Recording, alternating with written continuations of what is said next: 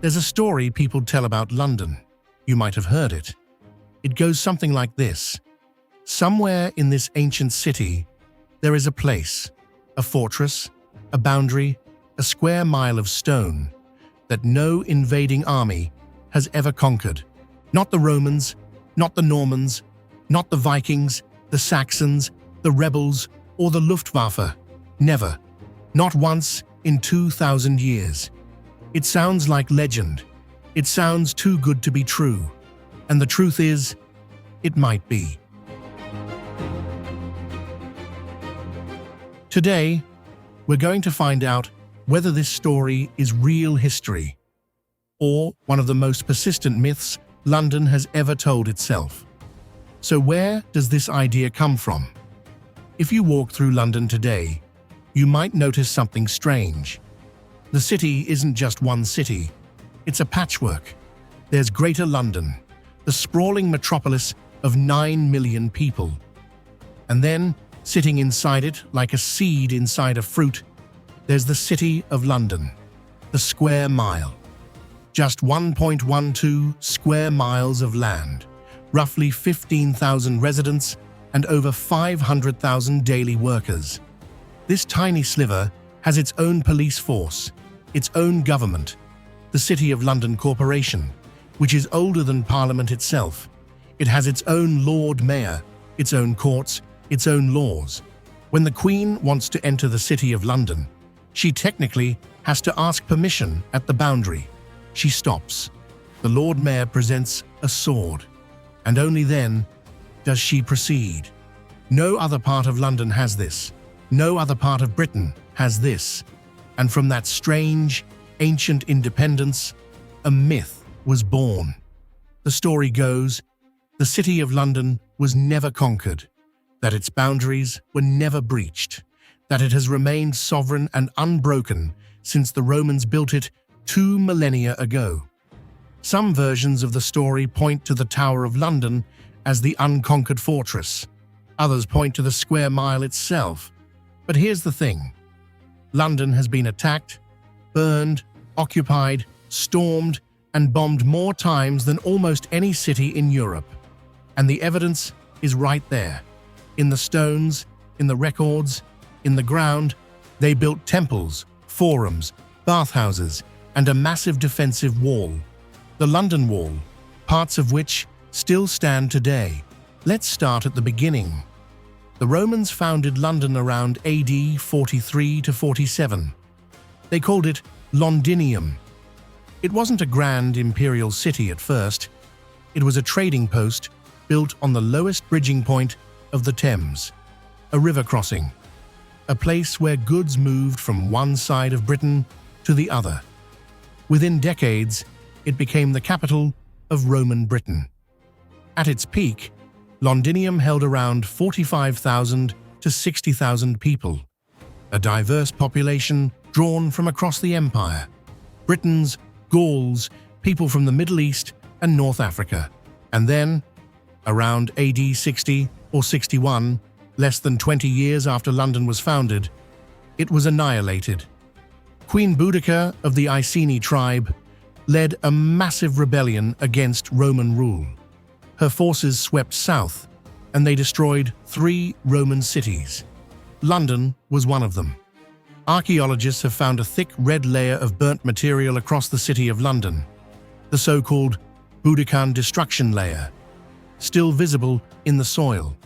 London wasn't just conquered, it was burned to the ground, its inhabitants slaughtered or scattered. The Romans rebuilt. London recovered.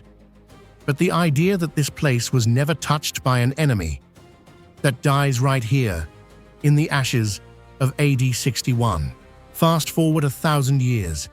The year is 1066, the most famous date in English history. King Harold Godwinson is dead, cut down at the Battle of Hastings. William, Duke of Normandy, has won. But winning a battle is not the same as winning a country. And London, the largest, wealthiest city in England, was still standing, still resisting. William didn't march straight in. He circled.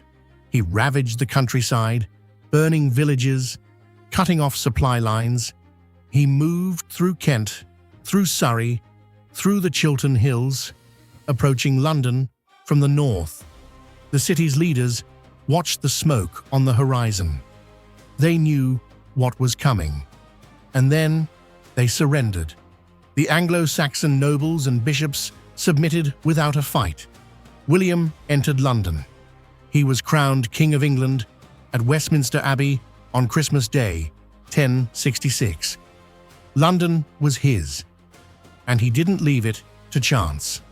Almost immediately, he began building a fortress, right on the Thames, at the southeastern corner of the old Roman wall. A massive stone keep, a statement of power, visible for miles. The White Tower, the heart of what we now call the Tower of London. The tower was built to dominate, to remind London who was in charge. It was, in the words of historians, a resented symbol of oppression. The city had fallen. The Normans owned it, and the tower was the proof. So what about the tower itself? The great fortress, the unconquerable castle? Was it ever taken? The answer is more complicated than the myth would have you believe. The Tower of London was besieged multiple times. Controlling the tower meant controlling England, and everyone knew it. The Wikipedia article on the tower states plainly, "The Tower of London was besieged several times, and controlling it has been important to controlling the country." In 1460, during the Wars of the Roses, a Yorkist army surrounded the tower. The Lancastrian garrison inside, commanded by Lord Scales, opened fire with cannons, firing indiscriminately into the surrounding streets, killing civilians. The besiegers brought up their own bombards. They demolished part of the tower's curtain wall. They blockaded it. And after 2 weeks of siege, the garrison surrendered, starved out. Lord Scales tried to flee by boat, but was recognized and killed by a mob. The tower fell, but the most dramatic breach of the tower came centuries earlier, in 1381. England was in chaos. The Peasants Revolt, one of the largest popular uprisings in English history, had erupted across the countryside. Tens of thousands of people, possibly 60,000 or more, marched on London. They were led by a man named Wat Tyler. They were furious about poll taxes, about serfdom, about a system that treated them as property. On June 13th, 1381, the rebel army poured into London. They opened the city gates. They stormed London Bridge. They set fire to buildings. They freed prisoners from the Marshalsea and the Fleet. And then they turned to the Tower of London. King Richard II, just 14 years old, was inside. So were his closest advisors. The Lord Chancellor, Archbishop Simon of Sudbury. The Lord Treasurer, Sir Robert Hales.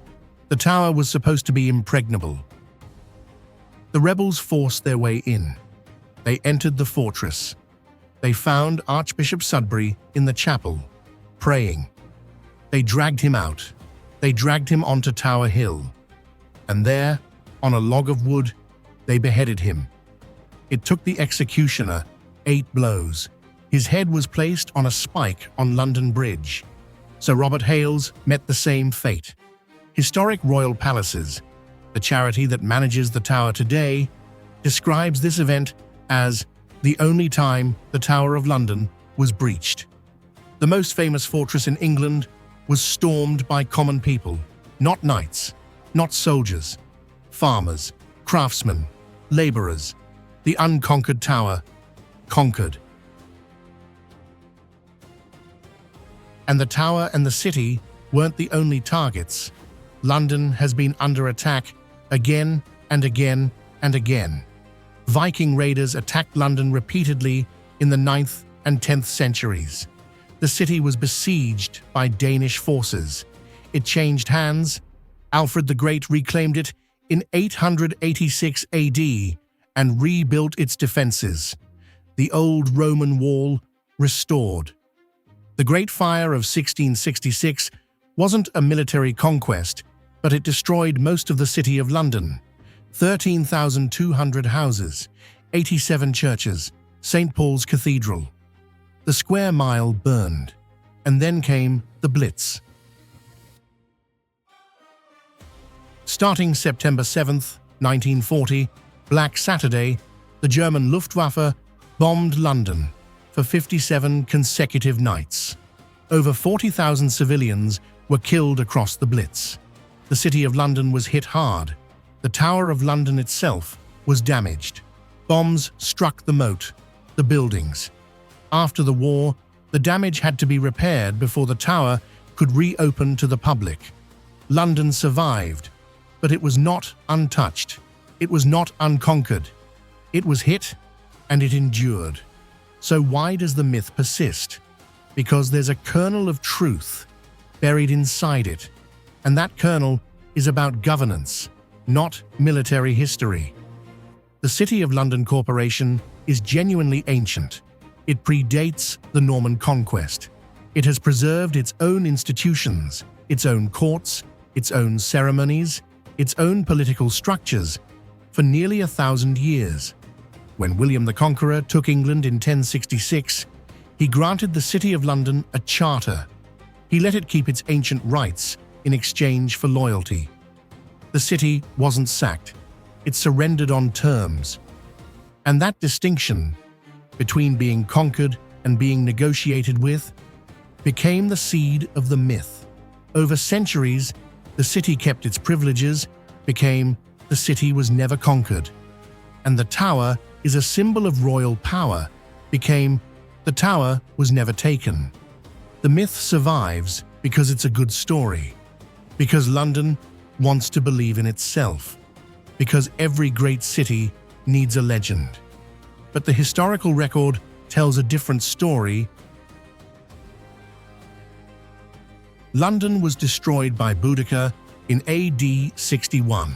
It was surrendered to William in 1066. The tower was besieged and forced to surrender in 1460. The tower was breached by rebels in 1381. The city was bombed in the Blitz. The tower was damaged by German bombs. So, is there really a place in London that has never been conquered? The answer is no. There is no place in London, not the tower, not the square mile, not a single stone, that has never been touched by an enemy. London has been attacked, occupied, burned, bombed, and stormed more times than almost any city on Earth. But here's what is true. London has never stayed down. Every time it was destroyed, it was rebuilt. Every time it was conquered, it endured. Every time it burned, it rose again. The walls are Roman, the tower is Norman, the streets are medieval, the skyline is modern. And underneath all of it, the bones of 2,000 years of survival. London wasn't never conquered. London was conquered and refused to stay conquered. Maybe that's a better story than the myth. If this video changed how you think about London, hit that subscribe button. Drop a comment. Did you believe the myth? What's the oldest story about your city that might not be true? I'll see you in the next one.